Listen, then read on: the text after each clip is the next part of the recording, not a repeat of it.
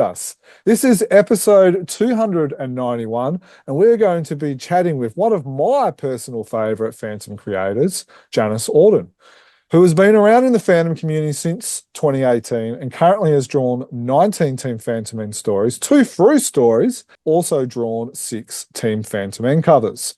I am Jermayn, and I am joined with Dan. How are you, Dan? Yeah, very good, Jim. Just come off the back of school holidays here, and just really excited to be talking to a relatively new creator in the fandom world, a new artist, and one we've both been enjoying as we hook into his stories. So very excited for today. Awesome. All right, well, let's get cracking into it. Enough hearing from us. Let's hear from the man himself.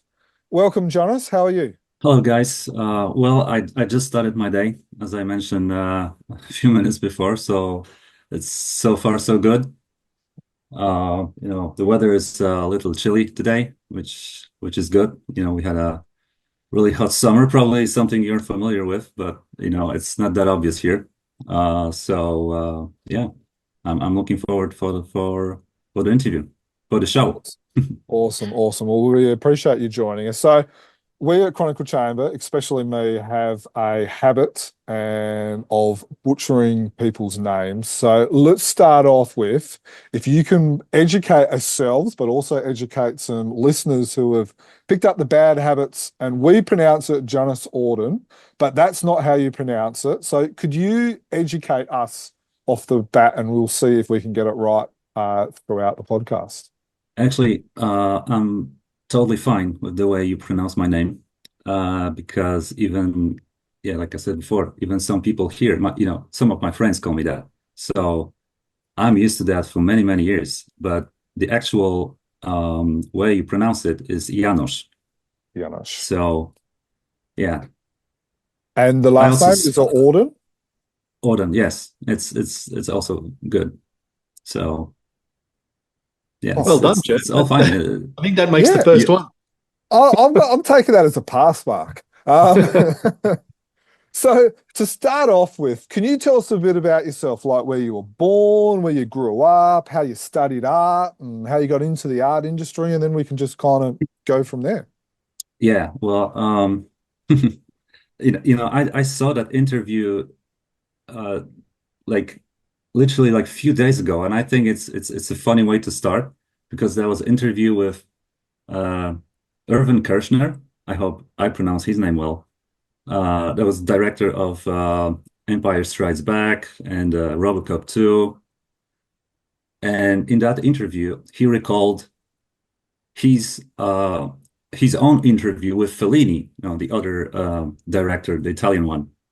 And Fellini said that if he's talking the truth in the interviews about his work, about his biography, about his life, about his viewings about the world and craft and everything, everybody falls asleep. So he started to make up stories, and all of a sudden, the audience is awake. He could see a spark in their eyes. But unfortunately, I have to tell you the truth, and the truth is that I was always this art kid. So as far as I remember, drawing was my thing. That was early 90s. So a long time ago, in my country, that was like 1 or 2 years after this, famous fall of Iron Curtain. So I'm mentioning this because, at the time we didn't have much like entertainment. There were just a few, for example, if you were interested in comics, you had like I don't know, maybe like 3 or 5 a month or every second month they were published. So, but it was, bad thing and a good thing, because the good thing was that I had all of them at the time. My mom was buying me just everything that came out. And I had like, that was also an interesting mixture because I had a Punisher, a New Yorker, uh, vigilante murdering people, and I had a Donald Duck at the same time. So, and I love that, to be honest. Obviously, for the first And I was reading those comics when I was a kid. Donald Duck. Yeah, it may be obvious, but Punisher reading when you're 8 or 10 years old. I don't know, but yeah. So that was it. And the funny thing is that, or interesting thing is that I was exposed to comics, animation, and film at the same time because, like I said, early 90s was this time where this kind of Western culture started coming in at a rapid pace. So we had, films. This is something that maybe I cannot remember that clearly, but if there was a premiere like in Western Europe or United States, like mid 80s and 86, 7, 8. So we had all those movies in the 90s.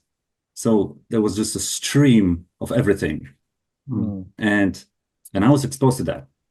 So I love movies, comics, and sorry to interrupt, but for people who aren't maybe not clear or don't know, you're from Poland, and so yes.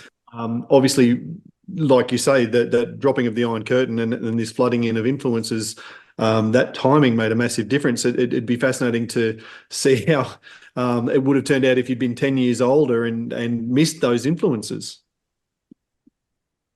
Yeah, probably.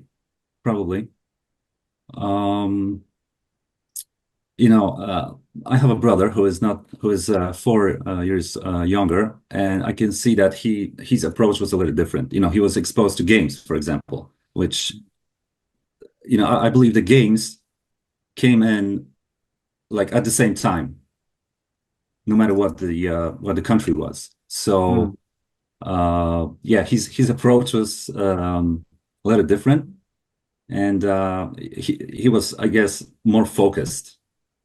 I was just all over the place. I embraced everything, and he was like into games more. So yeah, probably that would be the case. So were you drawing Donald Duck and Punisher and those sorts of things to copy the comics, or did you immediately find your own characters that you were scribbling and that sort of stuff? Or Yeah, I mean that was. I think those things were just going together like along the way. Obviously, I started, redrawing comic books, and later I started to create my own characters. But I think I was more into drawing itself. So I remember, later when I decided to sort of continue my education and go to artistic high school, my portfolio was a bunch of, redrawn comic books, photos from film magazines, and no, a bunch of monsters made of clay. So yeah, that was basically my portfolio for artistic high school. And yeah, they accepted me. That was easy. So I thought, okay, I'm gonna continue this, which later on it turned out it's not that easy, but I didn't know it at the time. Now, I'm not sure if you know, but there was actually a Fantom series published in Poland in the Yes. In the 90s. Did your mum ever pick up those comics for you?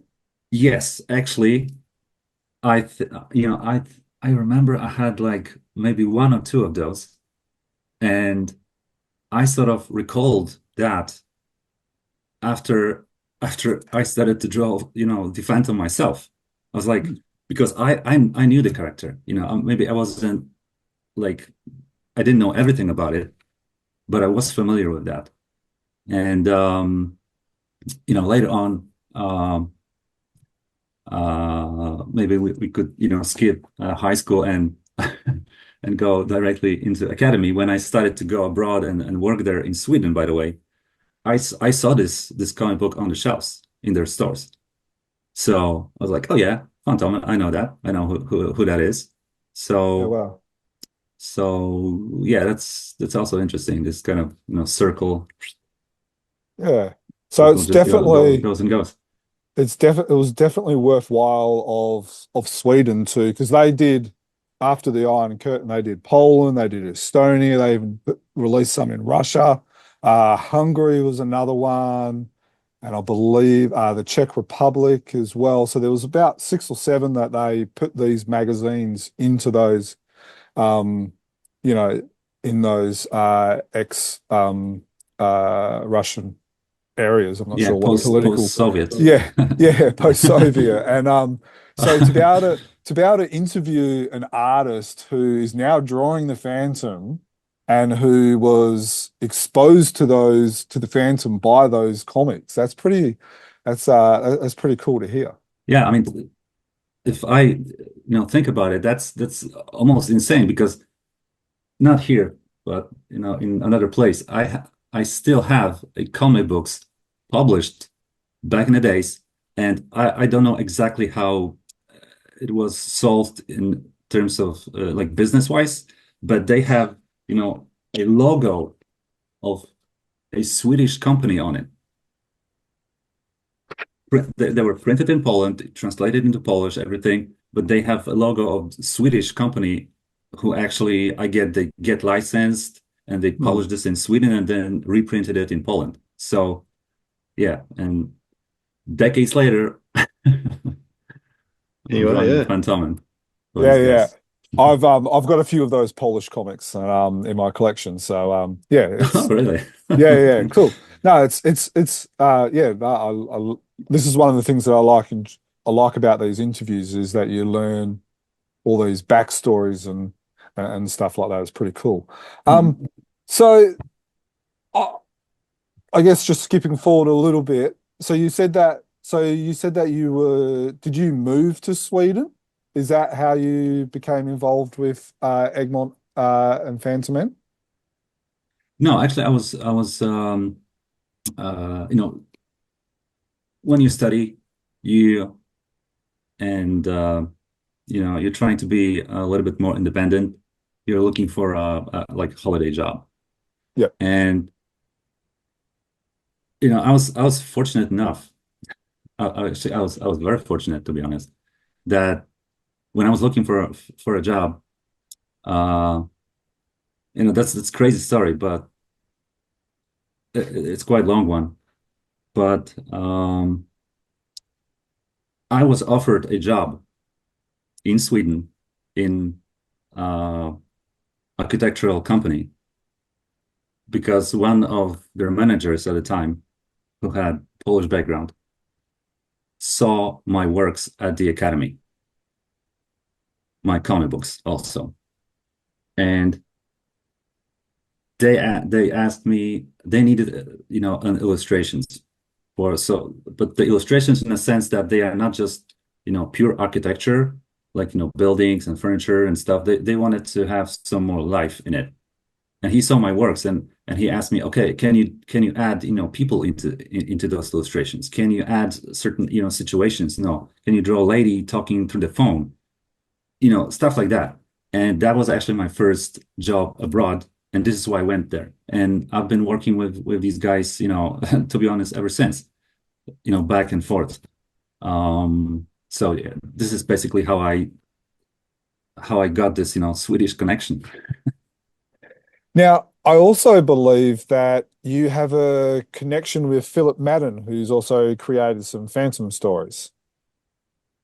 Yes, absolutely. He's actually the reason, why I work for Team Fantomen. Sort of because I believe that I don't know if he's still living in Poland or he has lived or something, but when he sent me an email, uh, he was living here, and yeah, he introduced himself and said that he's a writer for Team Fantomen and he's looking for an artist to draw some of his stories, and he asked me if I'm interested.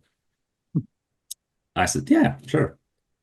It's been a while since I haven't been doing this. I mean, drawing comics, at least on a major scale. So yeah, I did the story, and I believe back in the days when Jermayn, you sent me an email and yeah, you wanted to introduce my name as a Team Fantomen guy.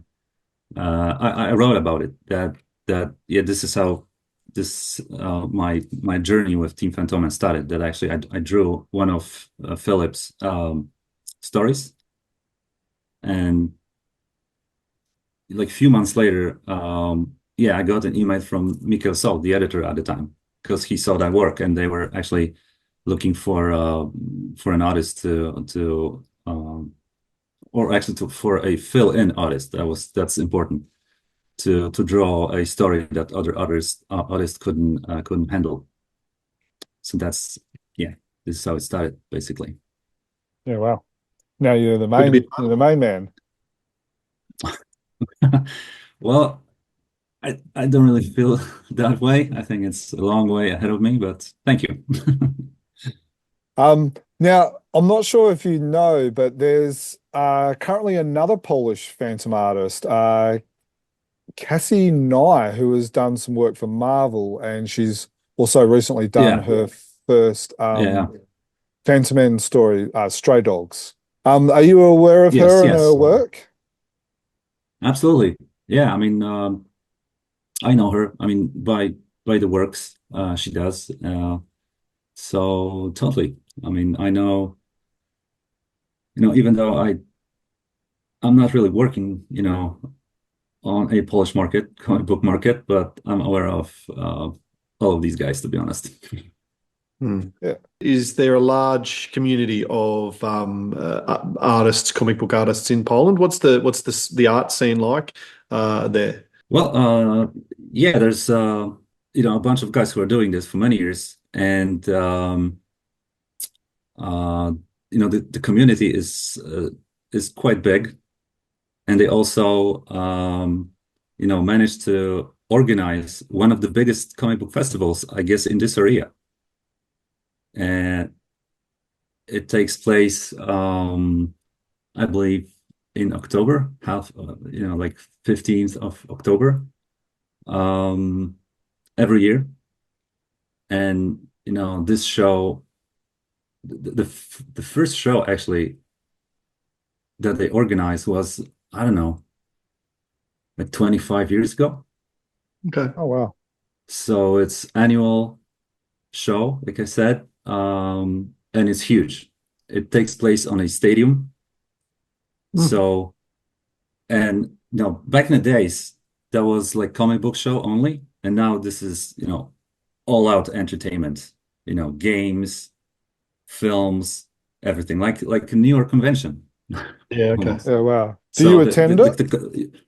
yeah, I mean, not always, but yeah, I've been there quite a few times. So the community that is doing comics is big, and the community that is around the comics is organizing all this and is like involving people, inviting different artists. Like Jim Lee is coming in to see the show, and guys like that, Simon Beasley, Oh wow. everybody, Europe, Hmm. Mobius, Yeah, everybody, okay. Milo Manara, yeah, this is how it looks like. It's 40 million people country, so you can find geeks here who are Of course. gonna really Hmm. contribute to the comics. So do you attend as guests or do you just attend as a fan? Uh, it depends. A few times I was yeah, attending as a guest. Um, even before, like many years ago, when together with a bunch of my friends, we were just publishing some little comic book magazines. So there was always a way to get in, and yeah, because of my sort of other profession, which is being a 3D animator, and I'm taking part in some productions, and they also invite this or that team who did a specific project. So yeah, I was attending as a guest and as a invited artist. So have you worked in the 3D animation stuff? Is there anything there that we might be familiar with, or is it more local productions? I think they're more local. But I mean, there You are know, obviously Riz, people listening to this conversation from all over the world. What would be some of the bigger stuff that you've worked on there? there was this movie released in 2020, just before this pandemic things happened, and it's called Hater, about a guy basically who's working in the um, he's like a internet troll kind of thing. Yeah, I can send you the links. And another thing that I was working on, but in terms of this production I'm going to mention, I was working as a storyboard and concept artist, and it literally the premiere is tomorrow, Oh, and it's called yeah, and the title is Diplodocus, and I can also send you the and it's huge production. It's international, many companies involved and everything. So I hope you're Yeah, gonna please hear do. it because worth it. I yeah, can that'd be great. guarantee you. So a movie called Peasants, this painted one. I don't know if you've heard that. I can also send you the link. It's interesting. It's very interesting. The entire movie, it's hand painted, Yeah, well, stylized for like old paintings, old masters paintings. So Oh, that's yeah. That was also released. I don't know, like a year ago, something like that that. sounds interesting. Yeah, please send us the links. That'd be great. hmm, hmm. Now we'll change tack a little bit. Obviously, we are a Phantom podcast, so we're going to focus Yeah, mainly absolutely, absolutely. on the Phantom. I was just wondering, how would you explain your style to the fans? It's different to, and that's the beauty about the Phantom is that we've got different artists produce different styles. How would you explain your style? Well, to describe my style, I have to go back to a time where I actually started drawing Fantomen because that was, to me, as an artist, that was quite interesting time where I sort of, it was like 6, 7 years ago when I kind of rediscovered comic books from 70s and 80s, especially American ones, like the comic books from Warren Publishing, Vampirella, eerie, creepy, but also classic Marvel like Buscema, guys like that. Garcia Lopez from DC. Like I said, I rediscovered those comics. I always had them on the side, but I started to pay more attention, and I thought, wow, it would be great to draw a comic in that style because like I said, it captivated me. And man, like a few months later, when I was just doodling, doing something, Philip Madden sent me an email. And when I was drawing this comic, the six page, mini stories, I was thinking about comic books from 70s and 80s. This is what I had in mind. Obviously, if some other people may take a look at this and say, no, it's not in the 70s. Come on. It's not okay, but this is what I was thinking. So to describe my style, it's not that easy for me as an artist who's just being inspired, right? But Yeah. yeah, I think if I had to do it in a thesis or whatever, I would say it's like a continuation of certain school of this 70s 80s style with some modern touch, Hmm. something like that. That probably explains, partly why it's so appealing because you've got that nostalgic element to it with that modern twist, making it fresh as well. So Yeah, older fans like us who would have grown up reading those in the first instance, have some familiarity with that. But then, yeah, as I said, with that modern twist. yeah. I think it's another sort of cliche, but you if you're doing something 12 hours a day, 200 days in a row, you have to do something which you like, right? Mm. Mm. So yeah, this is what I like. This is what I like doing. So I just see, a material to develop into this style, into this school of drawing. Yeah. Mm. Well, we like it as well. If you ask me this question, this is what I can say. This is how I answer. But I'm okay if, people see it in a different way. I'm always very curious, how people perceive my work. Mm. This is also a learning experience for me, you know. Okay, this is what I have to offer. What do you got to say? No, this is something else. And, you know, I hear what people think about it. And I was like, wow, I never thought about it. Well, Sorry. listeners, if you've got anything you want to add to that, you know how to contact us. You can either contact us via our email address or via our social media platforms, and you can comment what you think about the style as well. Now, one of the things that we at Chronicle Chamber always comment about your artwork, Janusz, is that your artwork looks as good in color as it does in black and white. And in a couple of podcasts, we've actually brought up both color and black and white on the same story and kind of compared, you know, panels and we've had a bit of fun with that. Is this something that you focus on when you draw to make it look as good in black and white as in color, or is it just your style that works good in both? I think it's a style that works good in both because it's never a conscious process that I'm drawing. I know it's going to be in color, so I'm thinking about it. No, I mean the general sort of rule that I believe in is that if the comic book drawing looks good in black and white, it should also look good in color. Unless, you know, a colorist has some bad intentions. You know, he or she doesn't like you. Although there is one thing that I noticed many times. It's not only about what I sometimes see in my Fantomen work, but what I also noticed from previous works that, you know, if comic is supposed to be in black and white, like I said, it's more of a subconscious process. But if I know it's gonna be in black and white, sometimes I tend to, for example, like draw, you know, a silhouette on a black background, just a silhouette.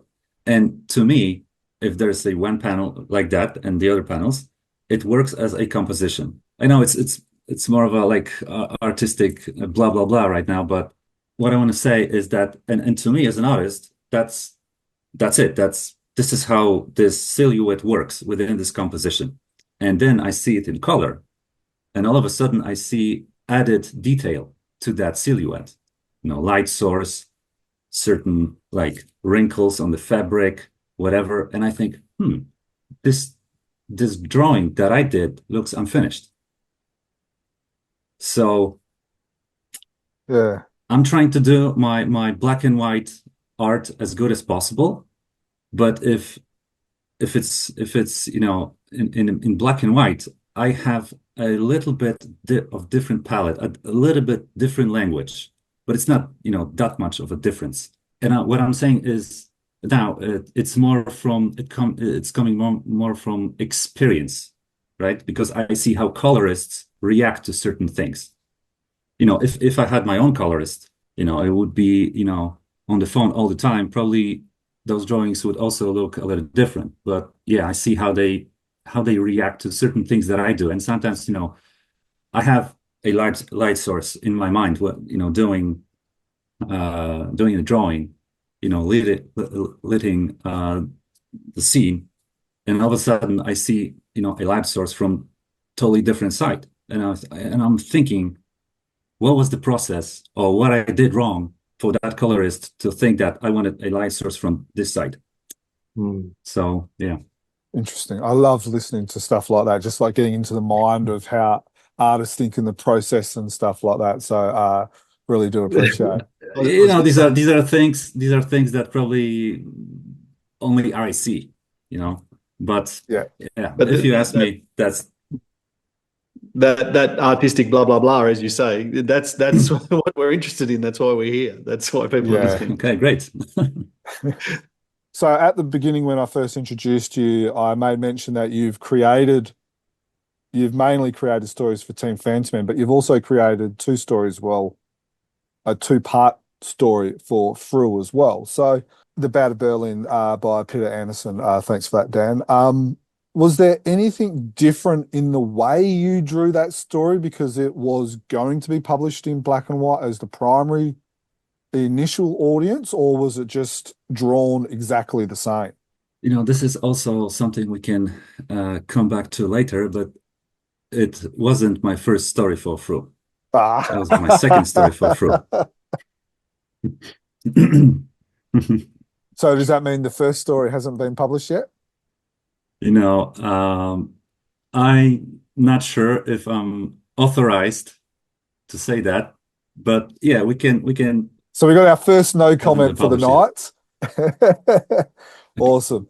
Whether it's your first or your second story, is the way you draw for a Frew story, which is primarily going to be black and white, different than you would for Team Fantom?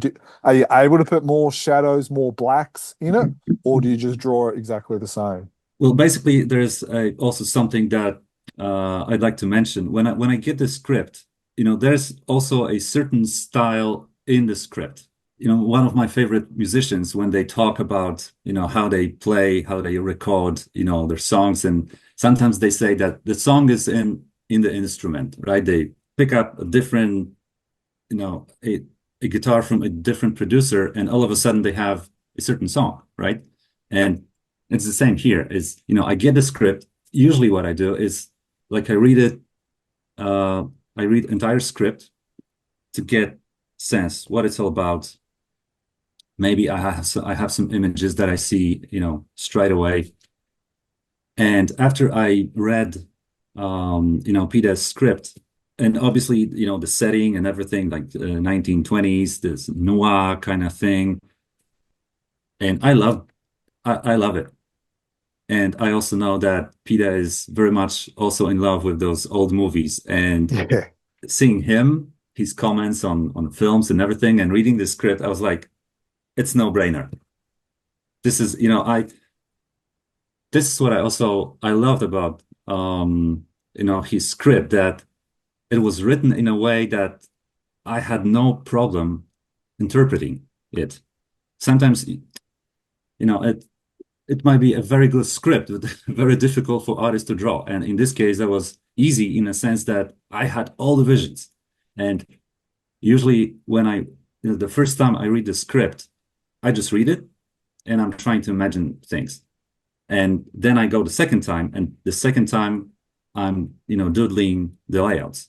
But in this case, I read like 2 pages and I started doing layouts straight away. And, later, there were just, I did some minor changes, but what you see in the comic is it went just like that. After reading Peter's script, having all this, I sort of knew how this comic should look like. And it's, the difference is only in the script, I would say, if you know what I mean. So if it's a little bit more moody, if it's more shadow or something, again, it's more of a feeling than like a conscious decision. It's a great answer, and yeah, no, I appreciate that insight.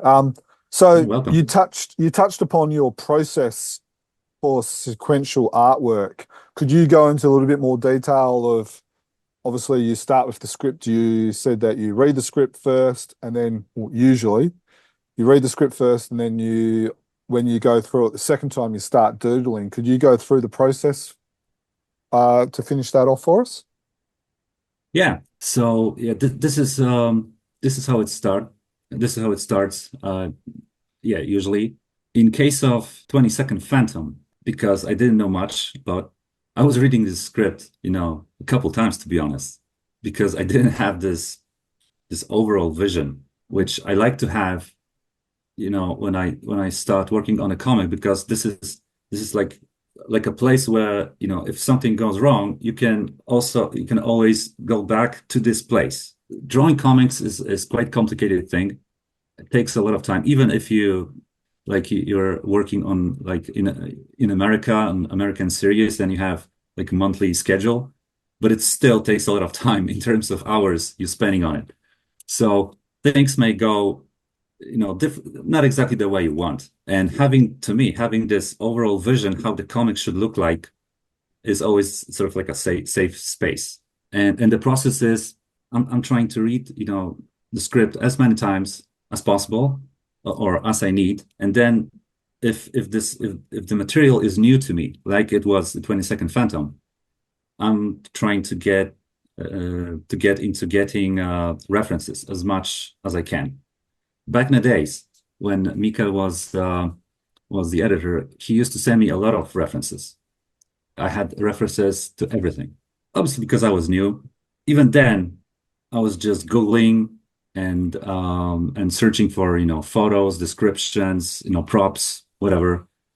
And so yeah, I have this base sort of, and then obviously like secondary characters. But yeah, I did the sketches of the characters, faces, volume of the body, so that I know, and I do it before actually sketching the doodles and doing the layouts. After I read the script, after the references are done, after I have this vision, I know how it should look like. Then I go into doing the layouts, and I like this process to be fast.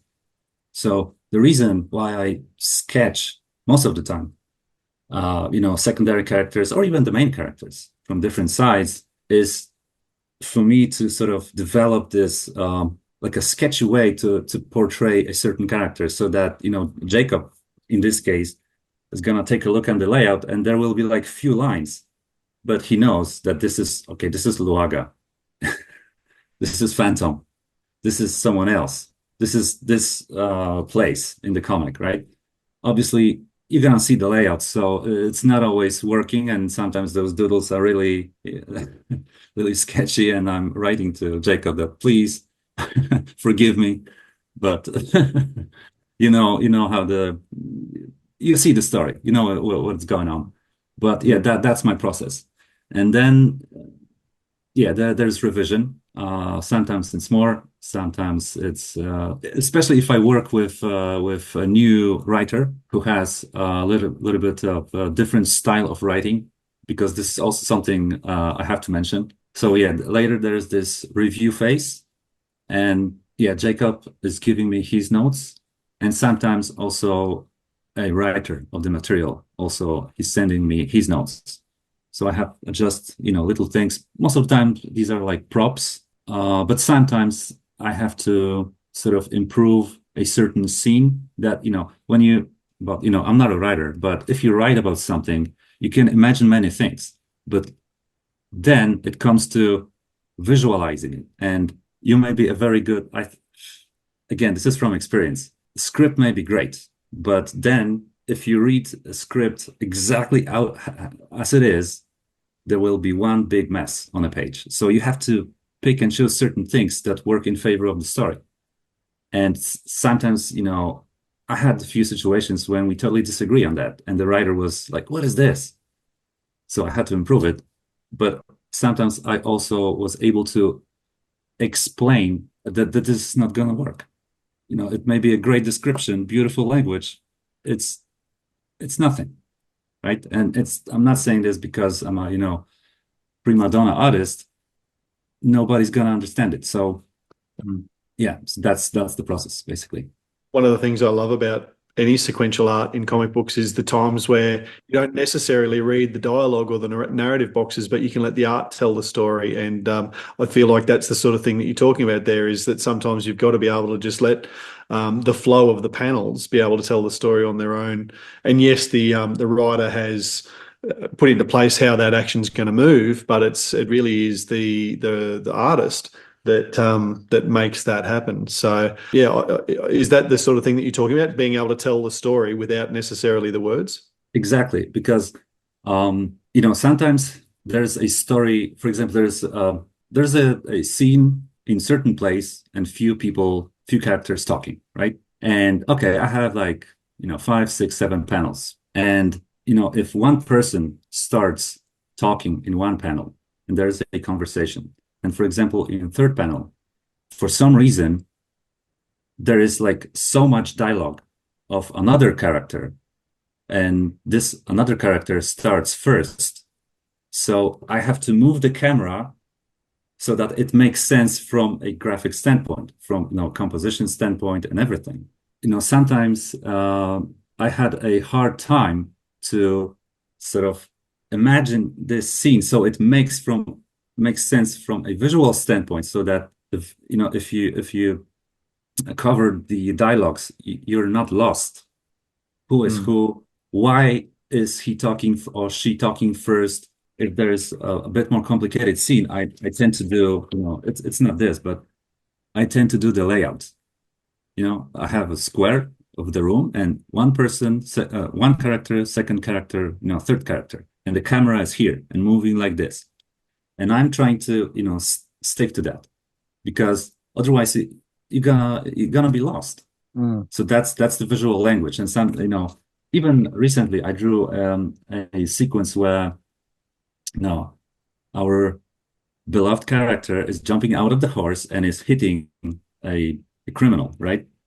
And it was written in a way so that the camera changes from panel to panel. But when I drew that, again, without the text, it would look to me like he's hitting some other guy out of nowhere. So I had to keep the camera in the same place. And the detail and the sequence was a little bit poorer in a sense of, in a dramatic sense, but from a storytelling point, it was much more clear to a viewer. So I don't know if that makes sense. Fascinating, very fascinating. We're talking a little bit about writers here, so I'll just rattle off some of the writers that you have drawn stories for. You got Mikkel Sol, Claes Ramufi, Andreas Eriksson, Philip Madden, which we talked about, Bern Friends, Jacob Habernick, Peter Anderson, and Slovane Runberg, who's a new Team Fantomen creator. Yeah. Is there any out of there that you've had some, I don't know, good interactions with, or a funny story about, or something like that you want to share? Actually, there's a funny situation. I mean, to me, that was funny in a sense that I've never experienced that before, and it was like, oh, you can't do that. I mean, how am I supposed to? I mean, you as a writer, you can't do that. But how, as an artist, I have to do that. And it was a situation where I got my first script from Claes Ramufi, who is no longer with us, unfortunately. But he was writing, again, I'm not sure if I'm authorized, and Egmont is not going to sue me for for that. But he was writing like from panel to panel. He wasn't writing from page to page. When I got a first script like that, and it was first time in my life, because even before, when I was doing some other comics, I was always getting a script, from page to page. So it was like page 1, panel 2, 3, 4, and so on. And I got a script from Claes, and it was title of the story and panel 1, 2, 3, 4, 150, 160, like that. And I was like, what am I supposed to do with that? If they are giving me a free hand to come up with as many pages as I want, and at the end of the year, I'm gonna be a millionaire. What the hell? And I wrote to Mikkel at the time, and I asked him, how many pages am I supposed to draw? And he said 24. And I was like, oh my God. So how many pages, how many panels am I supposed to put into one page?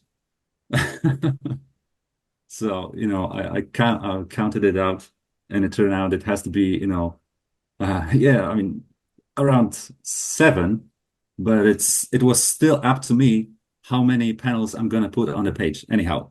So I could reading the script, and that was a very good thing to me. I mean, the thing that turned out to be good, even though I was scared and shocked at the beginning, because I was able to manipulate those. So I could, some of those in those 20-second Fantom stories that I drew long ago, there's like the last page is a splash page, because I felt it's a good way to finish a story, but it was up to me, So there was like 10, 11 panels on one page, which I was able to fit in terms of composition and this entire flow of the story. It still looks good. And then is the splash page. So, but it was up to me. So that was sort of interesting and funny experience. Yeah, that must have been fascinating, because we do talk about, when we read comics, about, and when we've spoken to writers, they talk about the beats of the story, and that each page, in a sense, can hold its own story, and then you can move on to the next. Almost mirroring what we see in the dailies and the Sundays, where there's a little part of a story, and you move on and move on, and for you to have that experience of finding that in amongst Ramanathi's script must have been well, frustrating at times, but entertaining and really interesting as well. Yes, absolutely. And it's also kind of I just thought about it now, that many of Fantomen, or I guess the Fantom stories that are being printed, are also reprints from newspapers, right? And these guys, they were they were doing this in panels, right? So the final page that we have in comic book is just collection of panels. So it's very difficult to manipulate that to all of a sudden make entire page out of those panels, and you know what I mean. So yeah, in this case, I had a script, I believe, mentioned for panels, but I was able to convert it in a book that I wanted, and I had a freedom to do that. So that was also excellent experience, and I'm very grateful, that Team Fantomen allowed me to do that, because I wasn't sure at first how they're gonna react to it. Well, especially if it's one of your first stories for them too. Yeah, exactly. And as I mentioned before, I like to do this layout phase really fast, as fast as I can. So do you draw digitally, or is everything traditionally? At the moment, I'm doing everything digitally, but except for covers, which are by hand. For all of the artist nuffies, what equipment do you use? What, when you're drawing digitally, what are you on, an iPad? Are you on a what do you? No, it's a tablet and PC. This is how I work. I'm not using this monitors. What is it? Is it a Wacom or something? Yeah, something like that. I don't know. It's still, I don't know. I think it's just because of the space between the pen and the actual monitor that makes looks weird to me. I don't know. I didn't get used to that, so I'm using tablet. Are your roughs or your layouts, are they digitally as well? And then that's what you send off for your first Sometimes it's sometimes I do the layouts on the side of the script, or at the back of the script when I printed it.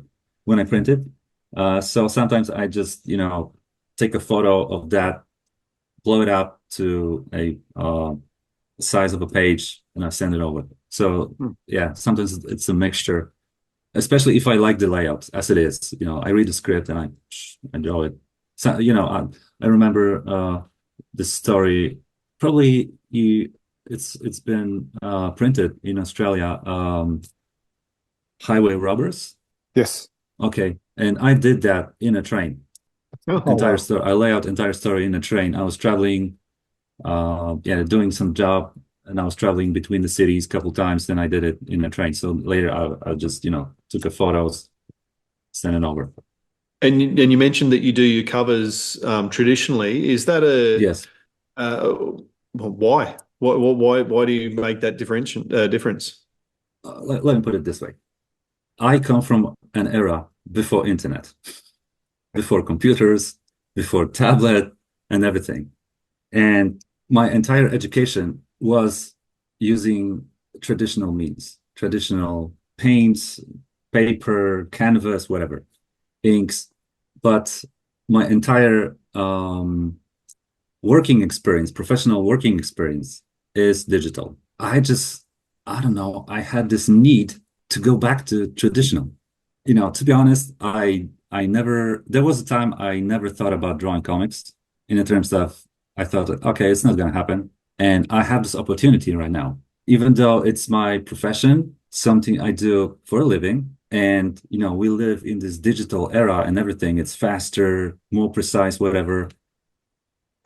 I don't know. I have this this feeling that I know that, you know, my favorite artists, they did that traditional way, and I want to mimic that. I just want to mimic, you know, my favorite artists. So I hope that someday I'll be able to, you know, I don't want to sound dramatic because it's just a matter of decision. Okay, next comic I'm doing in a traditional way, and yeah, I'm gonna do it as fast as possible. So I'm gonna draw my pages traditionally also, just because of Oh, that, wow. just in sake of art, I would say. Like I said, I Yeah. want to sound dramatic, but this is how I like Mm. this being done. This is how I want to do it. That's cool. Now, for all of the art collectors out there, which I am one of them, Yeah, this question would come immediately. yeah, well, it has to come now because we've just been talking about it. You've said that your covers are done traditional painted, and then you said that your next story you are going to be drawing traditionally as well. Will they be available? And if they are going to be available, how do people contact you to to to look at purchasing a cover or some of the pages? At the moment, some of the guys who bought the covers, they contacted me via my ArtStation page.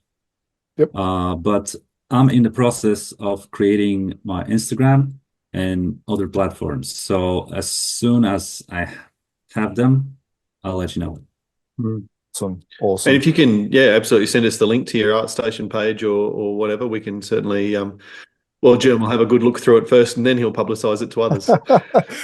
Yeah, I was just wondering, could I put my name down before everyone else gets on board once they listen to this? Yeah, sure.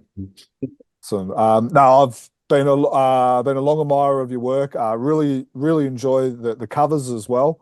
The one that really caught my attention was, I think it was the one that you did with Burn Friends, the hang gliding one. It looked like an old 80s, 90s movie poster.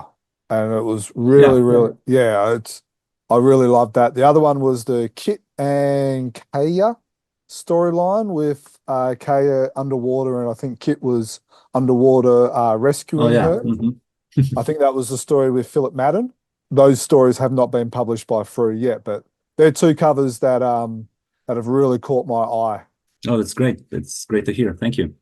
You know, it's something interesting also that you know, the more I sort of know how to paint digitally, you know, because it's process you learn and your entire life. Every time I go back to traditional, and I feel that, you know, I'm better in that also. So that's interesting. Yeah. That's interesting. So I guess while we're talking about covers, what's your process for covers? Do you do the cover once you've read the whole story? Do you then provide a couple of thumbnails and send that off? Or what's your process for the covers? You know, some of the covers that I did are actually for the stories that I haven't drawn, so for other guys. And in case of those, I got a description of a story, just a few sentences. I didn't even get a script most of the time.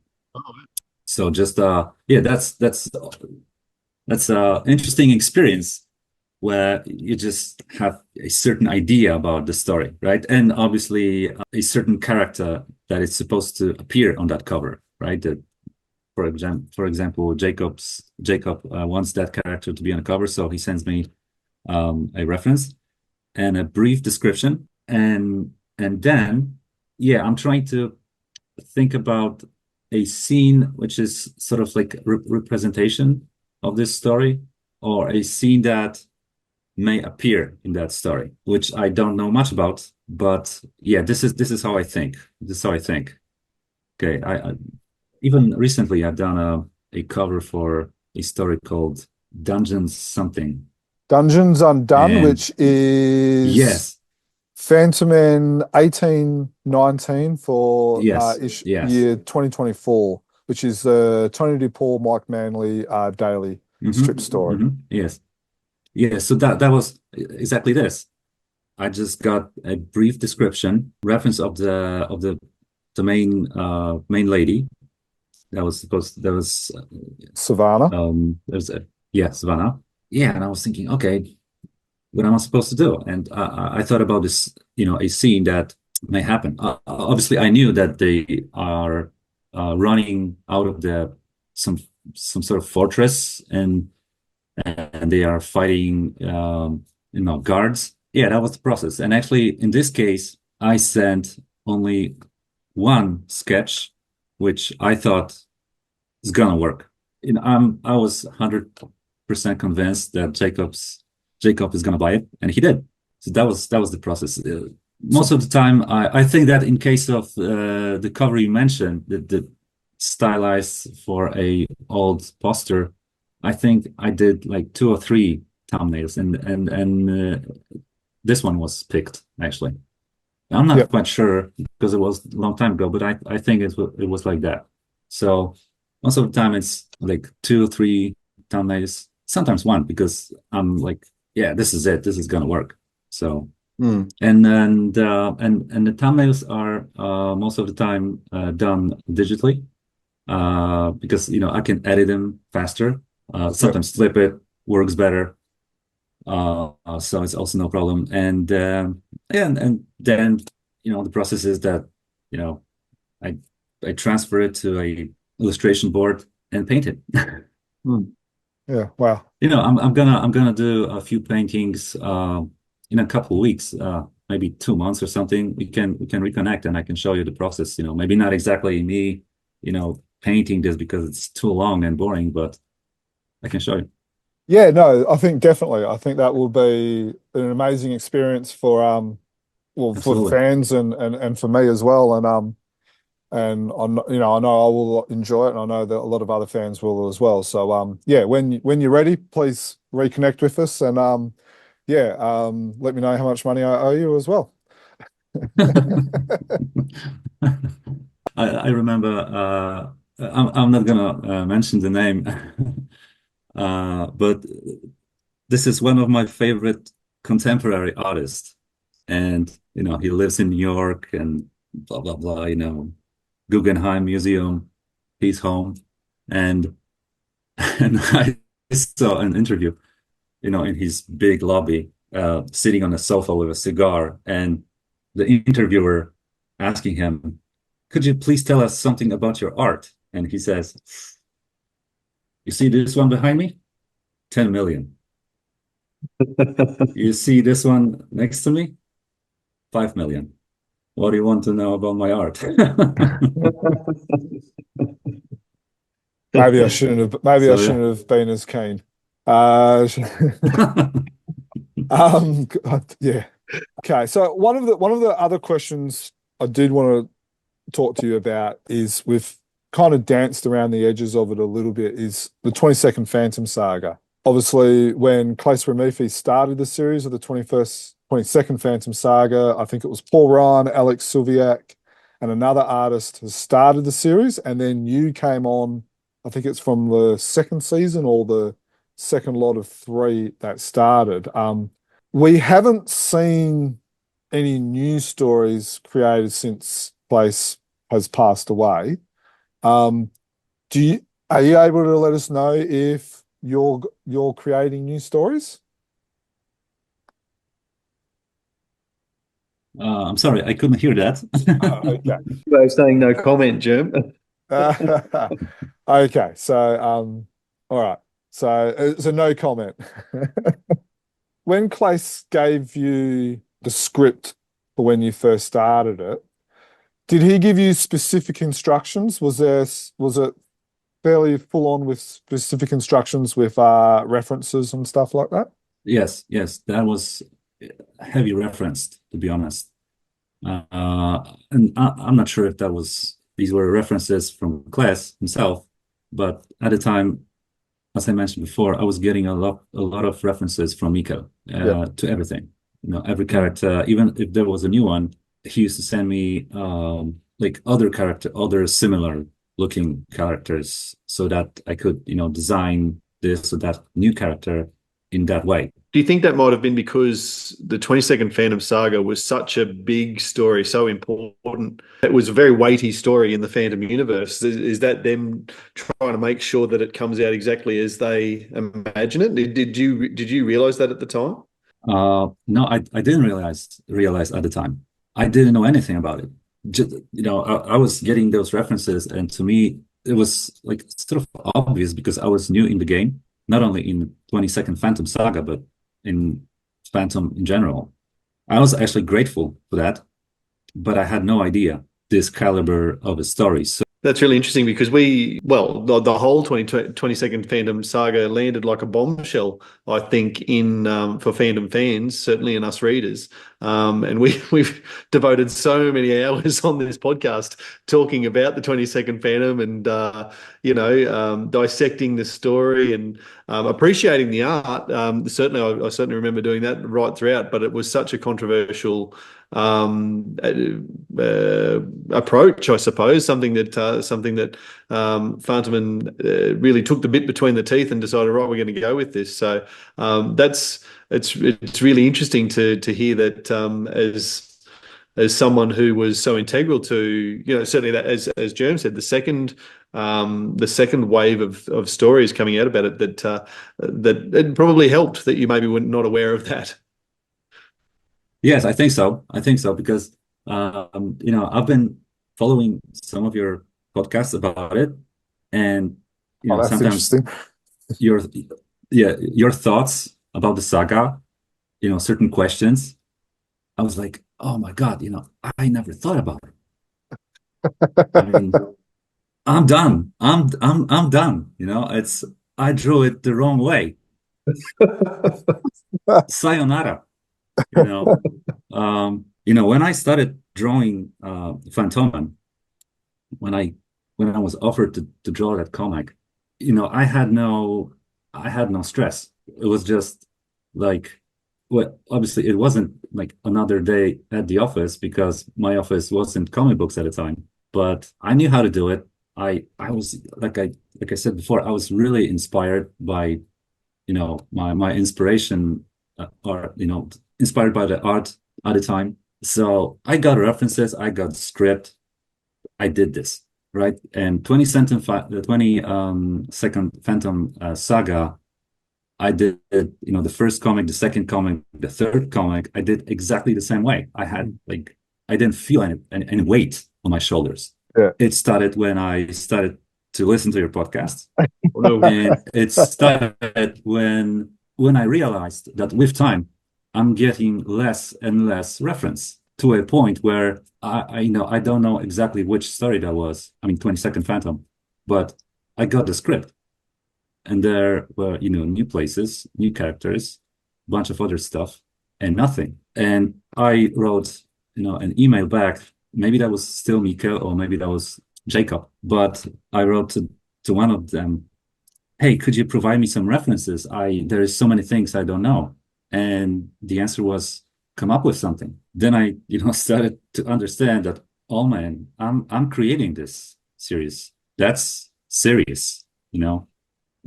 Okay, once I got a mention that there might be something going on, and after those stories that I drew back in the days, that there will be, like I said, I got a mention that there will be maybe something going on with the series, and I got a bunch of references again so that I remember everything correct, and half of those were my drawings. Yeah, wow. That I even found in the internet, like Googling, the Phantom, the 22nd Phantom something, right? And I open up a link in a Phantom Wikipedia, whatever, and I see my drawings. So okay, so this is where a little stress came in.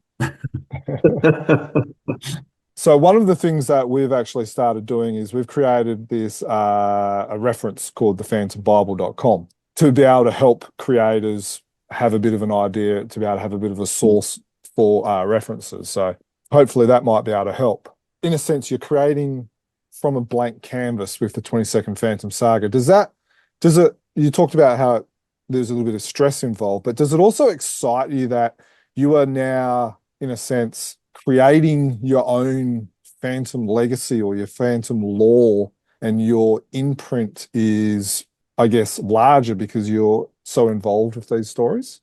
Absolutely. I mean, I couldn't put it, you know, any better. Um, I still consider myself new in the game. Looking at the other artists, even in Team Fantomen, they have such a tremendous legacy. So many Mm. stories, so many. I mean, the art is just amazing. I'm very excited, but I don't want to say I'm not there yet, but I have a lot of work ahead of me, So that's sort of my approach. The journey has just begun. Mm. Well, that's very exciting. Yeah, that is exciting. I guess what I would say in terms of feeling stressed about anything, you shouldn't be So certainly paying attention to the Peanut Gallery, two nuffies from Australia who are putting out a podcast, or a group of us. You said earlier that you do what you enjoy and you draw what you enjoy drawing, and that's how. Otherwise, you couldn't do 12 hours a day, 200 days a year. I think as long as you're doing that and you like it, then it's going to please enough people. So. I wouldn't stress too much about it. Certainly wouldn't be paying attention to what we say. okay. I guess Okay, on the so I back want of that, has there been anything that we've said that you might have not agreed with? not really. You mentioned a couple panels that you didn't like in the previous stories, and I was like, what, how these guys can be so, judgmental. Just one panel, there's 200 of them in a story. Why this? So, but yeah, That's yeah, fair. except for that, nothing major. And that's fair. We have to be open for people not to agree with us. And I'm pretty sure there's other listeners that don't agree with us. So if you don't agree with us, please let us know. There was an interesting topic that you picked up one day, I remember, about the Phantom, the main man, right? He has, white eyes under the mask, right? Yeah. Because he made this oath, or like he's kind of cursed, whatever. Did Keith and Heloise made make an oath? So why do Yes. we see their eyes? Mm. Yes. I or remember that or why they conversation. are not covering their eyes with glasses and stuff like that. And I was like, okay, that's interesting. That's So, something I didn't think about. so like, did you just not draw glasses on them because like it was just an oversight and the editor didn't pick it up, or was there a reason why you didn't draw them? There was no mention in the script for anything Mm. like this. So my perception, again, I'm not sure if I can say that, but my perception of that is that their father is missing, so they are playing the roles more than they are in the actual roles, if that makes sense. Hmm. Mhm. So, Interesting. I can see Interesting. that. Yeah. but it wasn't, we didn't talk about it with, Mika, Jacob. It's just my um artistic choice, I would say. Mm. Mm. Because I remember Whatever looks good, looks good. I remember the discussion. We probably spent 5, 10 minutes just discussing that. We would have gone right down the Nuffy geek train on that one. So yeah, no, I'm glad you brought that up because yeah, that's very interesting. I probably am guilty of having gone too deep in judgment on a panel from here to there, and I certainly apologise for any upset I may have caused. But so having a look at your covers for the Fantomen that you're producing, just exceptional, and love the fact that hearing that they're done traditionally, and yeah, I'm sure I would have commented in the Bat of Berlin the quality of the face of the police inspector. As soon as I saw the detail that you put in that face, you could tell, hey, this is a really important character, and the likeness that you created for him, and just that whole story. So, no, I certainly really appreciate your artwork, and very much appreciate the time you've been able to give us today. So, thank you very much for that. Thanks for having me. Thanks for having me. And Mm. yeah, I'm looking forward to talk to you in the future. Ooh, that'd be fantastic. Definitely. Are you working on any Fantom stories at the moment? Yes. Can for Team Fantomen? Actually, I'm just, maybe it's gonna take me like a week to finish, and then I'm jumping over to next one. So just what I can tell you, and they're gonna be printed probably, like I don't know, March maybe next year. Oh, cool. Interesting. All right. Well, I want to say I reckon it's the 22nd Phantom Saga, but I know nothing. But being all the caginess, that'll be exciting. Looking forward to always enjoy your stories. Really appreciate your time, Janusz. I hope you had fun hanging out with us. Fans, I hope you enjoyed listening or watching that. If you have been listening to this, there's going to be some images and stuff shown throughout the podcast. That might be a good one to watch on YouTube. We'd love to hear your thoughts, feedbacks, and opinions on our social media platforms or over at the YouTube channel. Remember, if you comment, you automatically go into our draw for our monthly competition of free Chronicle Chamber swag. If you have any ideas for episode 300, which is fast approaching, please contact us at chroniclechamber@gmail.com, and our website is chroniclechamber.com. You can subscribe to us via YouTube or through your favorite podcast apps, including iTunes or Spotify. Thank you. Please get in contact with us. And for myself, happy Fantoming. Happy Fantoming, everybody. Hey. 500 years ago, he washed ashore the sole survivor of a shipwreck. And upon the skull of the man who killed his dad, he said, "I'm mad, I must eradicate piracy, injustice and cruelty, and all my sons will follow me, so evildoers will believe that this man cannot die." The Phantom, the ghost who walks. The Phantom, enemies beware. The Phantom's always there, but you won't find the Phantom. He fights